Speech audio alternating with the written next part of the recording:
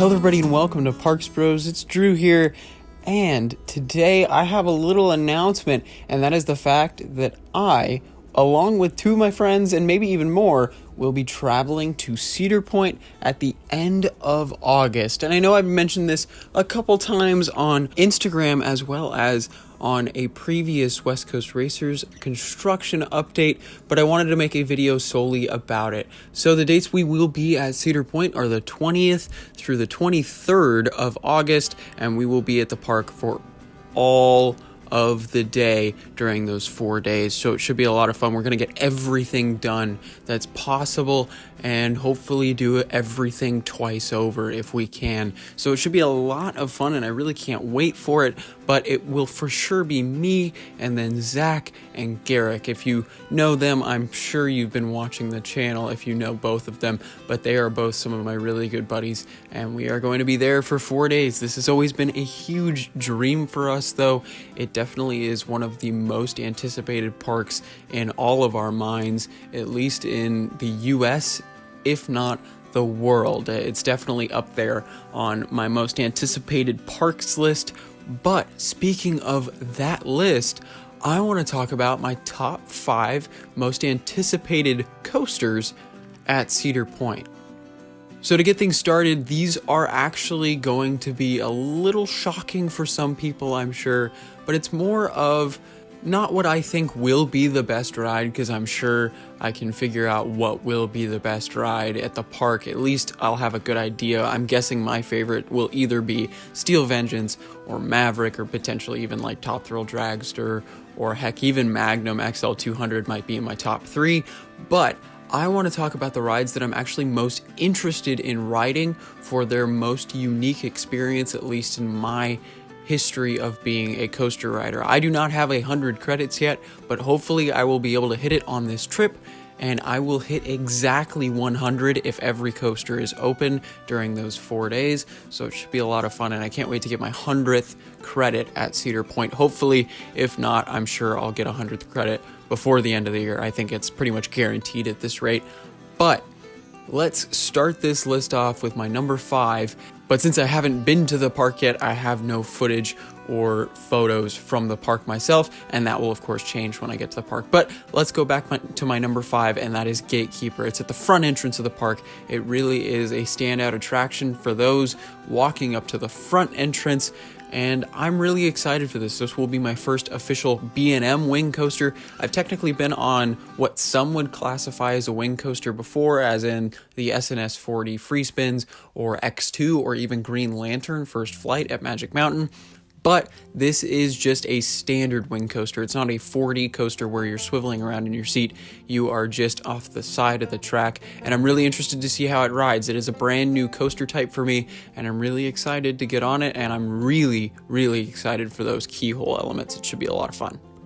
Now, moving on to my number 4 most anticipated coaster. This one might come as a shock, but Blue Streak is definitely up there for me. This is actually the first wooden coaster that I will ride with the classic PTC trains. I've never experienced them because there are none in California currently, or at Lagoon, or in Texas, at least southern Texas. I haven't been to over Texas yet, but I'm very, very excited to check out the trains, as well as it being a classic out and back wooden coaster. And I really can't wait to see what this ride's like. I know a lot of people love it and a lot of people hate it. I'm hoping to love it, but we'll just have to wait and see. And that's why I'm really, really hoping that I can definitely get on this ride at least a couple times to get a solid opinion on it. I'm really excited though for it. Now, my number 3 might definitely throw a couple people off, and that is Steel Vengeance. Now, it's not at my number 1 because I've been on many RMCs before. I have been on Iron Rattler, as well as Twisted Colossus and Joker, as well as the 2 Raptor models. So I definitely know how RMCs feel, so it's not like an insane out-of-the-box thing for me to be riding an Iron Horse track, but it is definitely my first hyper hybrid coaster because it is the only one open in the world at this moment in time. But a lot of the elements are going to be pretty new for me, and I'm really excited to get on it. But this definitely seems like an amalgamation of all of the past RMCs to me, just with a larger scale. So I'm very excited to check it out for its ejector airtime moments, as well as some of the inversions and going through that wooden structure really excites me, and I really can't wait to get on it. I'm expecting it to probably be at least in my top 3 favorite coasters of all time though. So we'll just have to wait and see though, and I cannot wait to get on. Now my number 2, this actually might surprise you as well.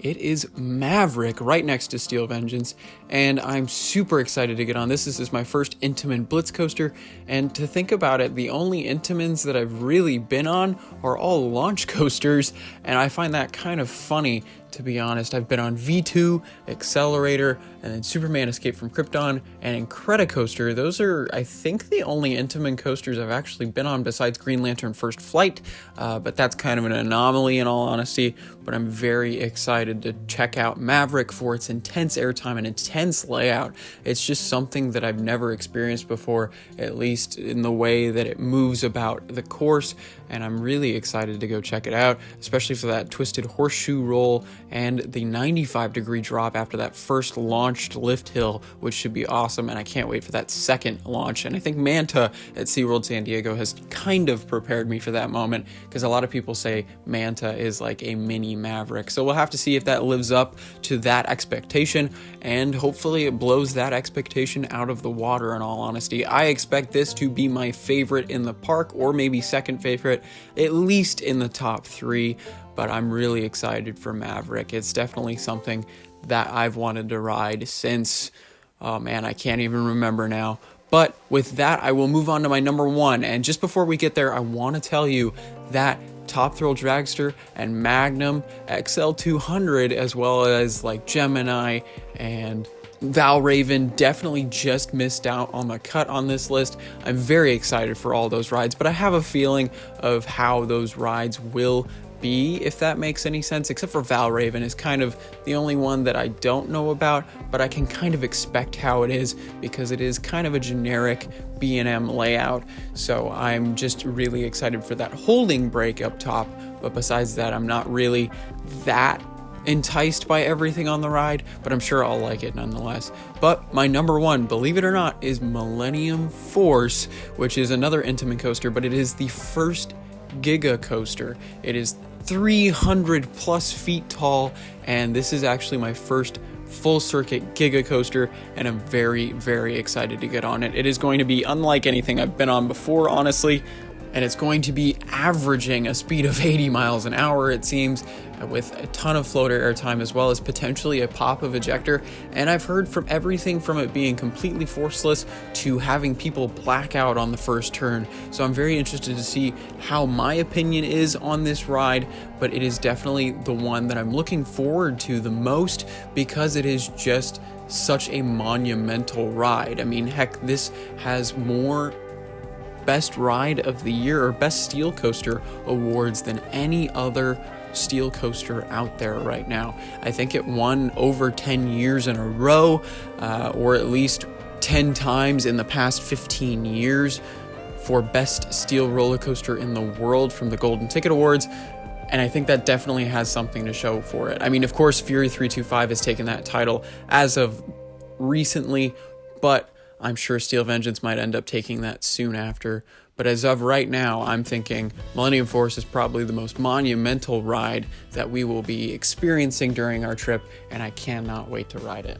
But please make sure to let me know your guys' thoughts on my most anticipated coasters. I'm really interested to see what you guys think, and give me your top 5 coasters at Cedar Point, or potentially what top 5 you would have for your most anticipated rides if you haven't been there. Also, make sure to let me know what type of videos you'd like to see and what rides you'd like me to do reviews on, as well as any tips and tricks you have for me to use when I travel to Cedar Point. It would really be helpful. And also, I want to know how to avoid the bugs as much as possible. So please let me know how I can do that besides potentially just bug spray.